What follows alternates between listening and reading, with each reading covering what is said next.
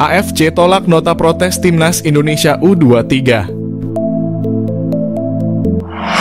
Ketua Umum PSSI Erick Thohir mengatakan AFC menolak nota protes Timnas Indonesia U23. Ia menjelaskan Ivar Jenner akan bisa bermain di laga terakhir fase grup Piala Asia U23. Sebelumnya, PSSI melayangkan protes kepada AFC atas kepemimpinan wasit Nasrullo Kabirov.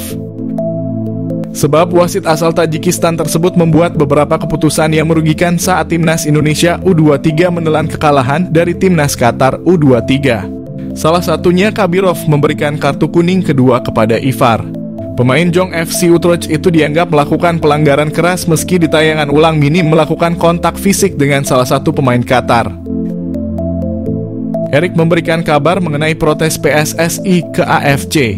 Ia mengatakan hukuman untuk Ivar dan Ramadhan Sananta terus berjalan. Ia juga mengatakan AFC menolak protes yang dilayangkan PSSI. Erick lalu mengatakan Ivar mendapatkan hukuman larangan bermain satu laga dan Sananta tak bisa tampil di fase grup Piala Asia edisi ini. Ivar telah menjalani hukuman satu laga larangan bermain dan akan kembali tampil saat Timnas Indonesia U23 menghadapi Timnas Yorda di pertandingan ketiga grup A. Berbeda dengan Ivar, Timnas Indonesia U23 baru bisa kembali diperkuat Sananta jika lolos ke babak perempat final. Garuda Muda harus bisa menghindar dari kekalahan saat melawan Timnas Yordania U23 nanti. Ulah wasit jadi hal kontroversi paling tersorot. Bongkar penyebab Timnas Indonesia U23 kalah 0-2 dari Timnas Qatar U23 di Piala Asia U23 2024. Penyebab Timnas Indonesia U23 kalah 0-2 dari Timnas Qatar U23 di Piala Asia U24. Pertandingan itu berlangsung Senin 15 April 2024 malam waktu Indonesia Barat di Stadion Jassim bin Hamad, Doha.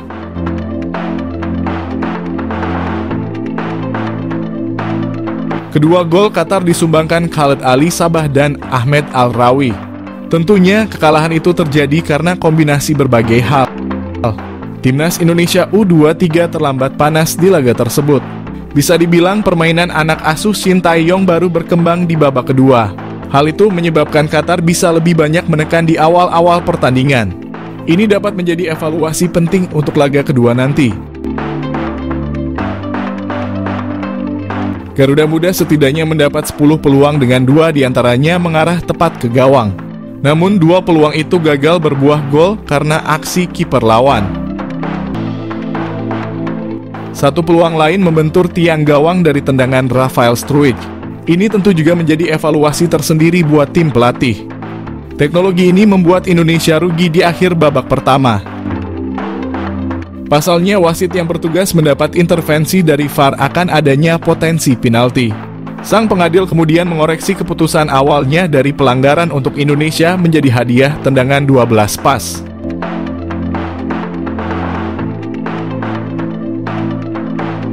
Dua kartu merah dicabut wasit untuk Ivar Jenner dan Ramadhan Sananta. Khusus nama pertama, ia terkena kartu kuning 2 kali, masing-masing di babak pertama dan kedua.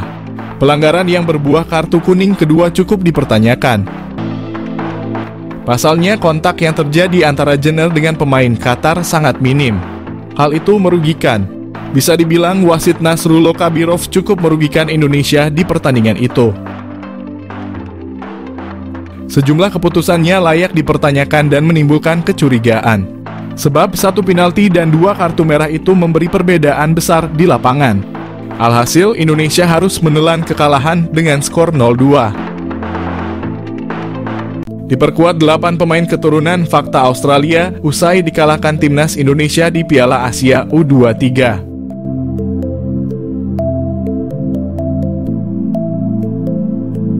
Sejumlah fakta terangkum dari skuad Australia usai dikalahkan Timnas Indonesia pada babak penyisihan grup Piala Asia U23, termasuk kehadiran para pemain keturunan di pasukan Oli Roos.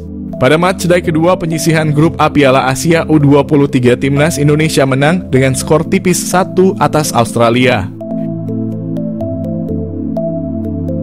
Indonesia pun berpotensi besar lolos ke babak perempat final untuk kali pertama dalam sejarah. Eksperimen Nathan Chow Aon menjadi fakta menarik kemenangan Timnas Indonesia U23 atas Australia. Dalam duel yang berlangsung di Stadion Abdullah bin Khalifa, Doha, Timnas Indonesia U23 sukses menang tipis lewat gol Komang Teguh Trisnanda. Kemenangan ini tentu menjadi modal berharga bagi skuad Garuda Muda. Pasalnya peluang skuad asuhan Shin Tae-yong untuk melaju ke fase gugur Piala Asia U23 masih tetap terbuka. Meski Timnas Indonesia dalam menghadapi lanjutan pesisihan Geun A kembali dihukum penalti. Momen itu terjadi pada pertengahan babak pertama. Ini menjadi kali kedua bagi skuad Garuda Muda mendapatkan hukuman penalti. Pada laga sebelumnya, Indonesia mendapat hal serupa saat menghadapi Qatar U23. Dalam daftar susunan pemain yang dirilis Timnas Indonesia U23 menghadirkan kejutan. Sebab Nathan Chu Aon akhirnya mendapatkan kepercayaan bermain sebagai starter. Uniknya, Nathan tak menempati posisi aslinya sebagai bek kiri. Pemain asal klub Heerenveen SC ini justru dipasang Shin Tae-yong untuk mengisi pos lini tengah dan berduet bersama Marcelino Ferdinand. Keputusan ini diambil karena absennya Ivar Jenner yang terkena sanksi larangan bermain. Hasilnya cukup memuaskan. Sepakan Nathan pada menit ke-45 sukses ditanduk Komang Teguh untuk membuka keunggulan Garuda Muda.